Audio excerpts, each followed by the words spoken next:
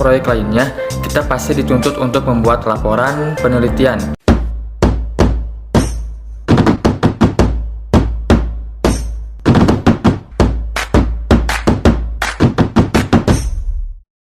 Assalamualaikum warahmatullahi wabarakatuh. Perkenalkan, nama saya Rifal Maulana Miftah dari kelas G5 Manajemen dengan nomor pokok mahasiswa 11211060. Di sini saya akan mempresentasikan sebuah tugas evaluasi akhir semester dari mata kuliah Teknik Penulisan Karya Tulis Ilmiah.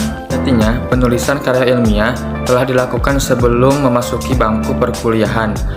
Pada masa sekolah, ketika kita telah menyelesaikan proyek penelitian ilmu pengetahuan alam atau proyek lainnya, kita pasti dituntut untuk membuat laporan penelitian.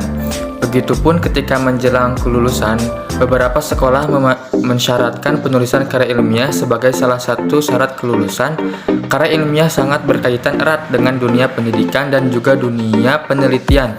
Kebanyakan karya ilmiah yang diterbitkan merupakan hasil dari berbagai macam riset yang dilakukan oleh lembaga penelitian ataupun lembaga pendidikan.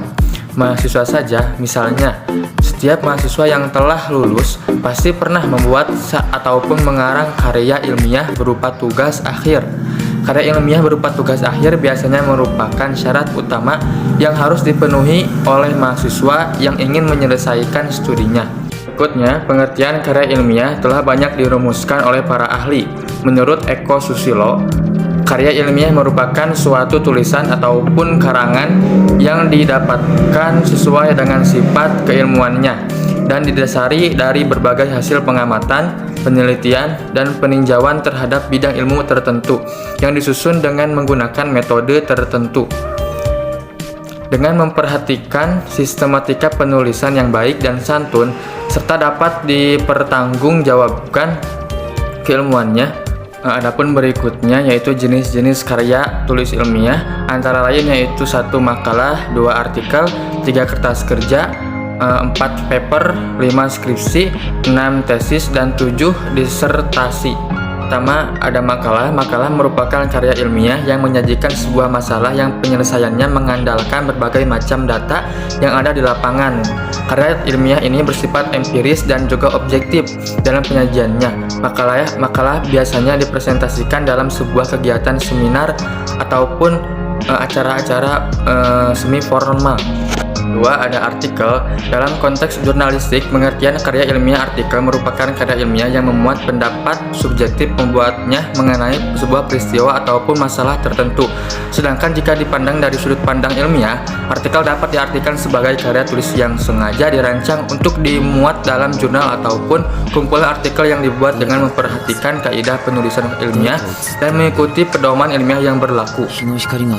Yang ketiga, ada kertas kerja. Kertas kerja atau disebut juga work paper pada dasarnya sama dengan makalah, namun dibuat dengan analisis yang lebih mendalam dan tajam serta dipresentasikan pada seminar atau lokakarya yang biasanya dihadiri oleh ilmuwan atau dokter-dokter dari berbagai profesor. Berikutnya yaitu paper. Paper adalah sebutan khusus untuk makalah di kalangan mahasiswa dalam kaitannya dengan pembelajaran dan pendidikannya.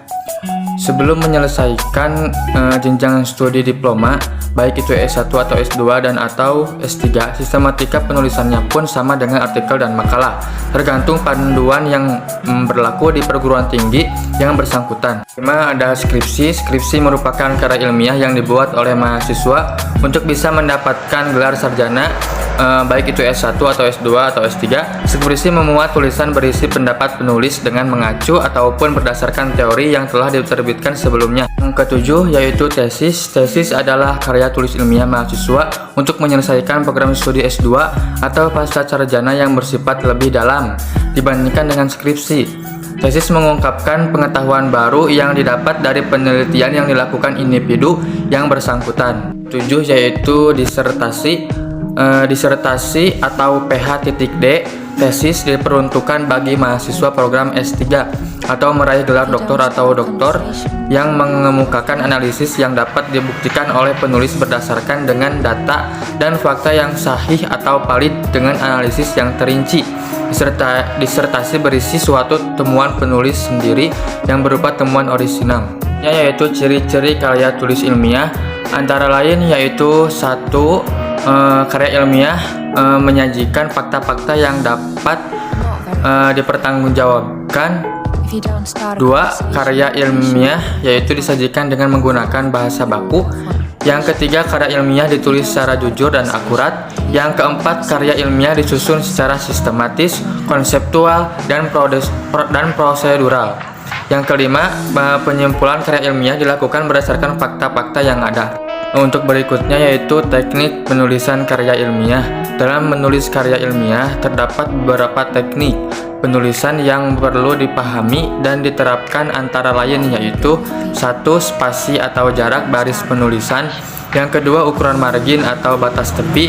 Yang ketiga, penomoran halaman. Yang keempat, bahasa dan penggunaan istilah. 5. Bentuk kalimat. 6. Penulisan kata pengantar. 7. Penulisan abstrak. 8. Penulisan daftar isi. 9. Penulisan daftar gambar, daftar tabel, dan daftar lampiran.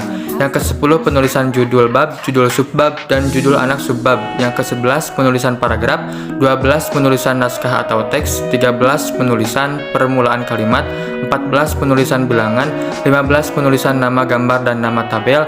16. Penulisan kutipan dan sumber kutipan. Dan yang terakhir 17. Penulisan daftar pustaka. Berikutnya yaitu praktek menulis dalam karya tulis ilmiah, yaitu satu, tentukan judul. 2. Pendahuluan, antara lain yaitu latar belakang masalah, rumusan masalah, dan tujuan penelitian. Yang ketiga, pembahasan. Yang keempat, penutup. Terima kasih, itu saja yang dapat saya sampaikan. Mohon maaf apabila ada kesalahan dalam menyampaikan materi ini, mohon dimaafkan. Terima kasih. Jangan lupa ikuti semua sosial media saya, antara lain yaitu Instagram @maulana_rfl, Facebook Rival Maulana, TikTok RFL03, Pinterest TokTok, dan Twitter @rivalmaul. Wallahul muwaffiq ila aqwamit thoriq. Wassalamualaikum warahmatullahi wabarakatuh.